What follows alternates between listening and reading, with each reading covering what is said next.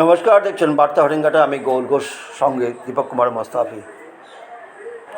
আজ প্রচারের শেষ দিন, শেষ লগ্নে পৌঁছে গেল অভিষেক বন্দ্যোপাধ্যায় হরিণঘাটার জাগুলিয়ার প্রাঙ্গণে। আসুন দেখে নিই তার এক ঝলক।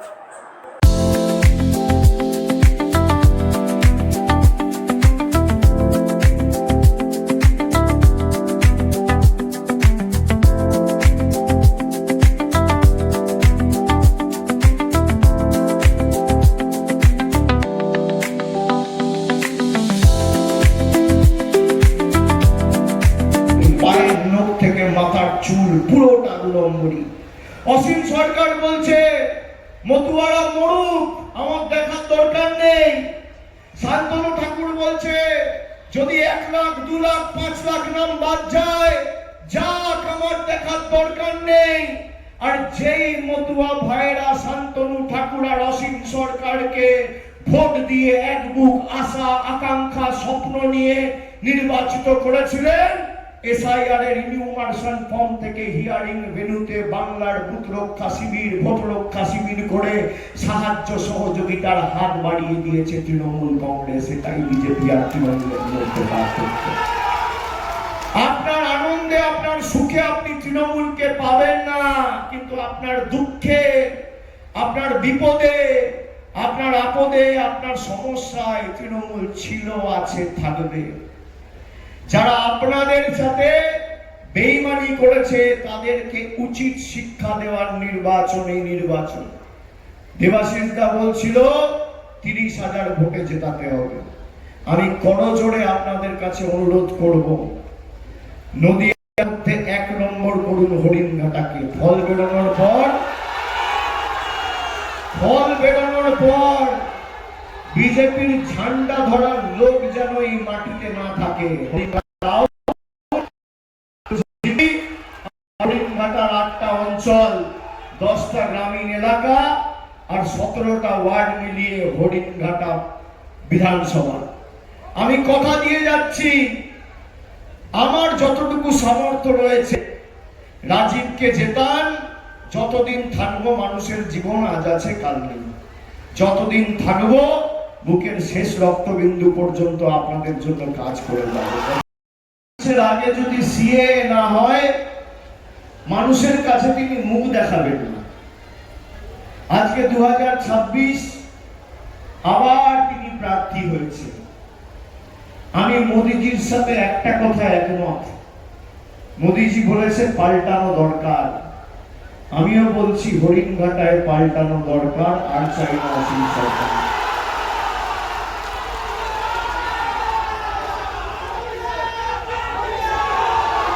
হরিণঘাটার আশ্বাস, আগামীতে রাজীব বিশ্বাস।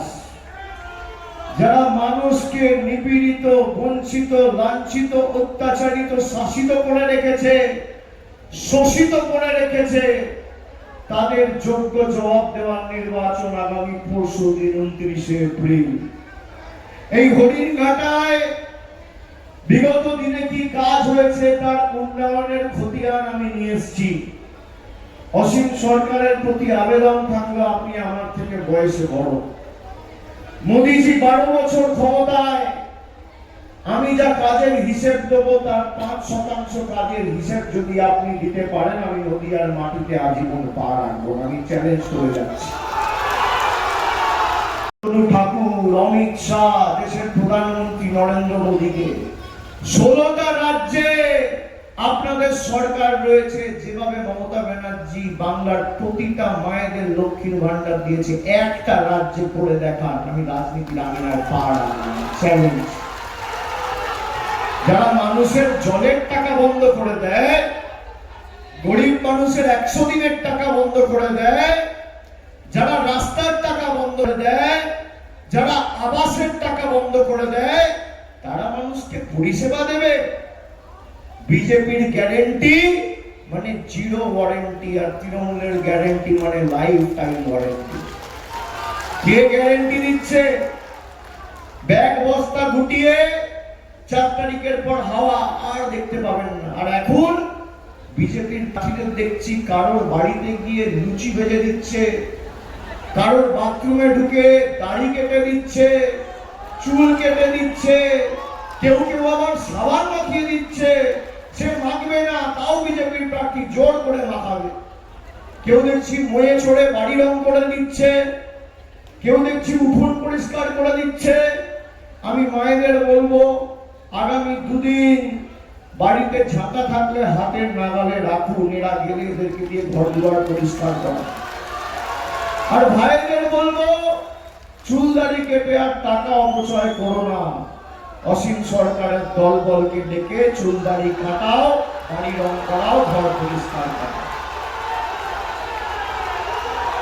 যখন ইচ্ছা আমাদেরকে লাইনে দাঁড় করিয়ে দিয়েছে, যখন ইচ্ছা কখনো নোটবন্দি, কখনো এসআইআর।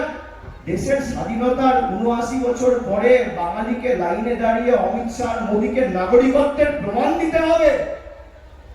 আমরা সব ঘুষপেটিয়া আর তুমি ধোয়া তুলসী পাতা। যদি হরিণঘাটা, কল্যাণী, নদিয়া, রানাঘাট, বনগাঁর মানুষ অবৈধ হয়, তাহলে জগন্নাথ সরকার আর ওদিকে শান্তনু ঠাকুর আর অসীম সরকারও অবৈধ।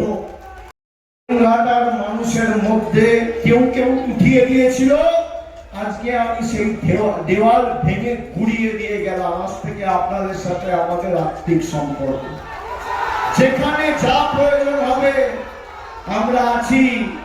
তৃণমূল জিতলে নো টেনশন, আর বিজেপি জিতলে ডিটেনশন। এটা মাথায় রাখবেন। বিজেপি জিতলে আপনার চোখে জল নেমে আসবে, আর তৃণমূল জিতলে আপনার মুখে হাসি ফুটবে। তাই আমার আপনার যারা ভোট দিয়েছে তারা অবৈধ, আর যারা নির্বাচিত হয়েছে তারা বৈধ। এই ভোটার তালিকায় তো ভোট হয়েছে 2024 সালে। গুজরাট থেকে গুন্ডারা এসে বলছে বাংলার মানুষকে, বাঙালিকে, আমার এই মাটিতে জন্ম, আমি এই মাটিতে জন্মেছি, এটা আমার জন্মভূমি, আমার কর্মভূমি। এই মাটিতে আমার বেড়ে ওঠা, এই মাটিতে আমার মা জন্মেছে, বাবা জন্মেছে, দিদা, ঠাকুরদা, দাদু জন্মেছে, তাদের বাবা মা জন্মেছে।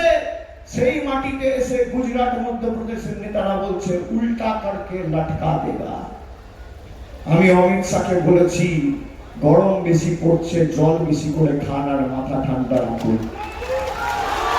আর যদি আপনি এত বড় নেতা হন আর বুকের সৎ সাহস থাকে, তাহলে ৪ তারিখ বাংলায় থাকবেন বেলা ১২টার পর। আপনারা কথা দিচ্ছেন তো? কথা দিচ্ছেন তো? আমিও কথা দিয়ে গেলাম। একাধিক বড় মাপের সংস্থা সম্প্রতি বিনিয়োগের কথা ঘোষণা করেছে।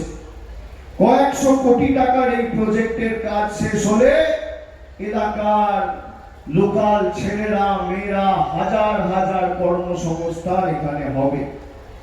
প্রায় ১০০ একর জায়গা জুড়ে ফ্লিপকার্টের ওয়্যারহাউস রয়েছে। এখানে ইতিমধ্যেই ৫,০০০ মানুষের কর্মসংস্থান হয়েছে। পাশাপাশি এই ওয়্যারহাউস হওয়ার ফলে উত্তর পূর্বাঞ্চল জুড়ে প্রত্যক্ষ বা পরোক্ষভাবে এই ই-কমার্স ওয়্যারহাউসের ফলে ২০,০০০-এর বেশি মানুষ এবং ব্যবসায়ী উপকৃত হয়েছে। হরিণঘাটা গ্রামীণ হাসপাতালকে স্টেট জেনারেল হাসপাতালের আদলে উন্নীতকরণ করা হয়েছে। নতুন ওপিডি ভবন নির্মাণ করে জরুরি বিভাগের আধুনিকীকরণ হয়েছে। এমনকি বিএসএফ ক্যাম্পের জওয়ানরাও এই হাসপাতালে এসে তাদের নিজেদের চিকিৎসা করায়। মোদীর, অমিত শাহর উপর তাদের ভরসা নেই, আস্থা ভরসা মমতা বন্দ্যোপাধ্যায়ের মামাটি মানুষের সরকারের। বঞ্চিত এমনকি লাইনে দাঁড় করিয়ে সব বৈধ নথি থাকার পরেও গায়ের জোরে তাদের নাম কাটা হয়েছে। বলা হয়েছিল ৩১শে ডিসেম্বর ২০২৪-এর মধ্যে যারা বাংলা এসছে সবাইকে নিঃশর্ত নাগরিকত্ব দেওয়া হবে। তারপর দেখা গেল বছরের পর বছর, কেউ ১০০ বছর, কেউ ২০০ বছর ধরে, কেউ ৬০ বছর, কেউ ৭০ বছর ধরে এই মাটিতে রয়েছে। গায়ের জোরে নরেন্দ্র মোদী আর অসীম সরকার আর শান্তনু ঠাকুরের সরকার এই মতুয়া ভাইদের নাম কেটেছে। তৃণমূল কংগ্রেস আপনাদের পাশে দাঁড়িয়েছে, যাদের নাম লজিক্যাল ডিসক্রিপেন্সিতে ক্লিয়ার হয়েছে। মমতা ব্যানার্জি যদি সুপ্রিম কোর্ট না যেত, আপনাদের সবার নাম কেটে ডিটেনশন ক্যাম্পে অসীম সরকারের পার্টি আর শান্তনু ঠাকুরের পার্টি পাঠাতো। যাদের নাম কাটা গেছে, আপনাদের জন্য সর্বতভাবে তৃণমূল কংগ্রেস লড়াই করবে, আমি কথা দিয়ে গেলাম। কিন্তু কোন সম্পর্ক একতরফা হয় না। হরিণঘাটা, এদিকে রানাঘাট, ওদিকে বনগা, কল্যাণী, 2019, 21, 24 আপনারা বিজেপিকে সুযোগ দিয়েছেন। যারা ডবল ইঞ্জিনের কথা বলে, এখানের বিধায়কও বিজেপি, এমপিও বিজেপি। ডবল ইঞ্জিনের স্বাদ কেমন লাগছে? ভালো লাগছে? কিছু পেয়েছেন? পাননি। তাই যারা আপনাদের সাথে গদ্দারি বেঈমানি করেছে, আগামী দিন জবাবটাও এই একই ভাবে একই ভাষায় দিতে হবে। বিজেপির লোকেরা বাড়িতে প্রচার করতে গেলে বলবেন পদ্ম ফুলেই ভোটটা দেবো। এরা টাকা পয়সা দিলে নিয়ে নেবেন। এখন আগামী দুদিন ইন্টারসে টাকা পয়সা বেরোবে। যেখানে টাকা পয়সা দেবে একদম দরদাম করে নিয়ে নেবেন। পদ্ম ফুলের থেকে টাকা নেবেন আর জোড়া ফুলে ভোট দেবেন। যেহেতু ভাষা বুঝে কত বাড়ি আছেন, রাজীব বিশ্বাস জিতলে প্রত্যেকটা বাড়িতে নলবাহিত পানীয় জলের সুব্যবস্থা আমাদের সরকার। কেন্দ্র সরকার টাকা দিক আর না দিক, এখানে মায়েরা আছেন, দিদিরা আছেন। হরিণঘাটায় ৭৫,০০০ মহিলা মায়েরা প্রতি মাসে লক্ষ্মীর ভান্ডার পাচ্ছেন। গত 2 বছরে প্রায় 10,০০০ গরিব মানুষ বাংলার বাড়িতে ১,২০,০০০ টাকা পেয়েছে। জিতেছে বিজেপি, কাজ করেছে তৃণমূল। তৃণমূল হারার পরেও যদি এখানে আপনাকে 7 থেকে 10,০০০ গত 2 বছরে বাড়ি দেয়, রাজীব বিশ্বাস জিতবে। আগামী 5 বছরে হরিণঘাটার যত গরিব মানুষ আছে, যারা মাথার উপর প্রকৃত ছাদের প্রয়োজন, সবার বাড়ির ব্যবস্থা করবে মামাটি মানুষের সরকার। আমি কথা দিয়ে গেলাম। এখানে যুব সাথী প্রকল্পে প্রায় 15,০০০ যুবক যুবতী মাসে 1500 টাকা করে আর্থিক সাহায্য সুবিধা পেয়েছেন। অনেকে বলে 1500 টাকায় কি হয়? কিছুই হয় না। আমি সহমত আপনাদের সাথে। কিন্তু যারা চাকরি দেওয়ার জন্য গাড়ি ভাড়া করে মায়ের কাছে হাত পাতত, বাবার কাছে হাত পাতত, এই 1500 টাকায় মাসে 5টা করে ইন্টারভিউ দিতে পারবে। মায়ের কাছে বাবার কাছে হাত পাততে হবে না।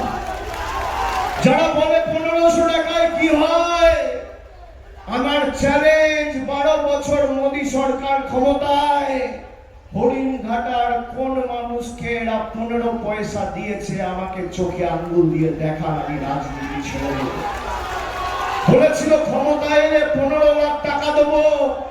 কেউ পেয়েছেন? কেউ পেয়েছেন?